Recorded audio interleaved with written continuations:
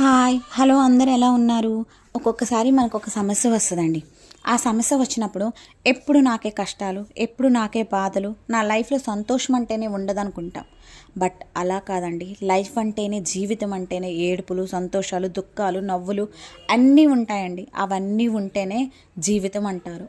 మనకే కాదండి, డబ్బున్న వాళ్ళకు కూడా, మంచిగా బతికే వాళ్ళకు కూడా కష్టాలు వస్తాయండి.